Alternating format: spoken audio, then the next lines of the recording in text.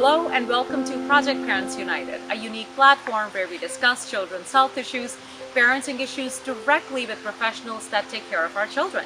Technology has become an indispensable part of our life, and our children are spending a lot more time on their laptops, on their smartphones, and their tablets. As parents, we often wonder what increased screen time does to a child's development. And also, how do we monitor and mentor our children's screen time use? And most importantly, are there any red flags of increased screen time use? Let's talk more about this with Dr. Salib Reddy, who is a pediatrician, a mommy of two, and she's been practicing for over 20 years in Henderson, Nevada. Let's see what she has to say about this topic. Hello, once again, Dr. Reddy. Welcome to Project Parents United. How are you? I'm doing great. Thank you. Thank you so much for joining us again. And as you know, we are the first generation of parents that have to deal with the issue of screen usage. We didn't have cell phones or tablets or laptops growing up, but all these gadgets are now an inseparable part of our children's lives. And there's so many articles on the internet that talk about, the implications of increased screen time. So let's cut through all of this. And why don't we start with just clarifying what screen time really means? What is that when we talk about screen time? What all are we talking about? So, screen time basically means the amount of time you're spending in front of any device with a screen. So it could be a television, it could be your computer, it could be a video game console, and, last but not the least, your smartphones. So basically anything with a screen that you're spending time on would be considered screen time. It's the total amount of time essentially in a child's day that they're spending on all these different mediums, be it a TV or phone or the tablets. Right.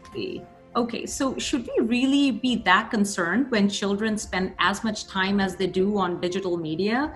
And is there any research on what kind of implication it has, like this increased exposure has on children's development? That's a good question. And there is so much interest in this field, and there's a lot of research that's going on. I can share some research articles that I've read. So one of them is there was some research done in Korea on toddlers, 18 to 24 months.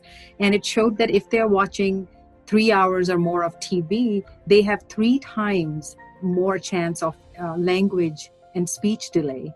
And also those kids are not as school ready as their peers who are watching less TV.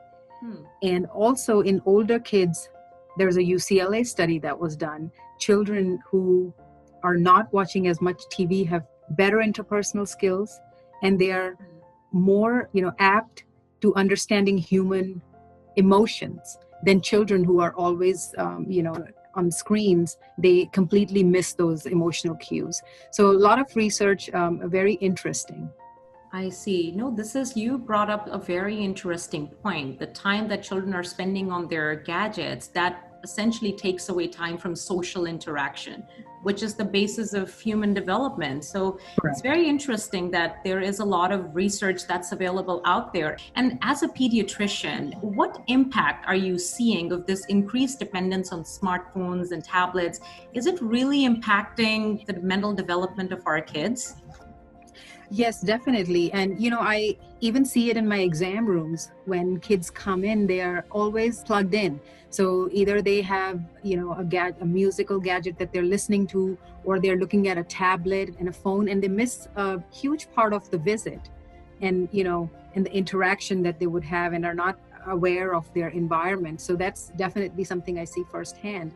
And also, again, going back to, these children, they are missing out on interpersonal skill, just simple things like making eye contact with talking with their peers or interacting. So huge impact I'm noticing. We are all guilty of using a cell phone as a pastime. It's really easy, even for us adults. When we have to take time away from our children, we usually resort to our phones. But it's interesting to know that the effects are now starting to translate when it comes to social interactions. We're always plugged into something. And then is there such a thing as healthy amount of screen time for our kids? And does that vary with age? And does American Academy of Pediatrics has it come up with any kind of guidelines of how much time is okay? Like kids are spending X amount of hours on the TV, that's all right. Is there such a thing? Yeah, so they did come out with recommendations, and we'll just break it down by age. So less than 18 months, actually, no screen time is recommended, Wow. other than FaceTiming, let's say grandparents, or if a parent is out of town, that is okay because it's needed.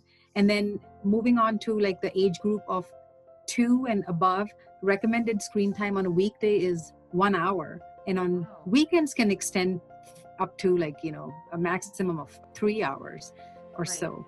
So those are like just the parameters that they recommend I see. for a healthy screen time.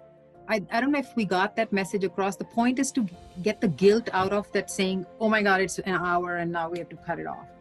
The Sure. point is, like, if they're watching good TV and there is interaction and learning happening, that's okay, as opposed to just watching something that's just mindless, right? So, and that's why AAP made that recommendation now, because Right. there is no way we can say 2 hours. Like 2 hours is just school sometimes, right? Because of the pandemic.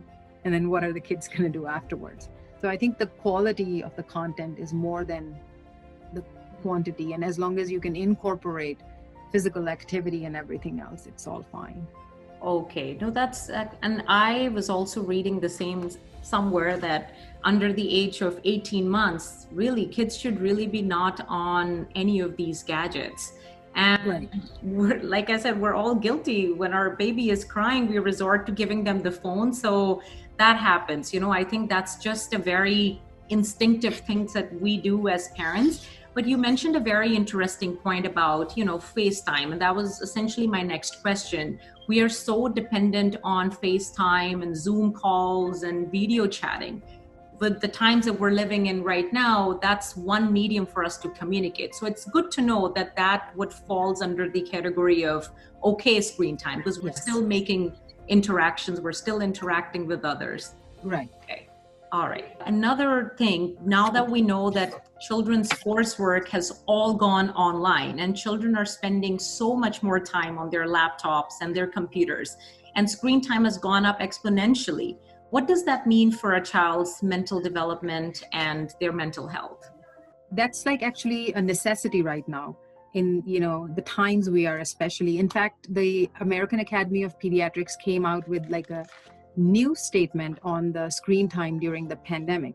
So they made a recommendation March 17th, and they said they still want you to limit the screen time within a reasonable amount of time. And the reason being, they don't want parents to feel guilty about saying, oh my god, it's more than an hour now and we have to cut it off, or for an older child it's more than 2 hours, we have to cut it off. So as long as you're following those parameters that we have to limit the screen time, it is still okay. And also what depends mainly during times like this, what they said is follow the 3 C's. So the 3 C's are like your child, who they are, what their personality is.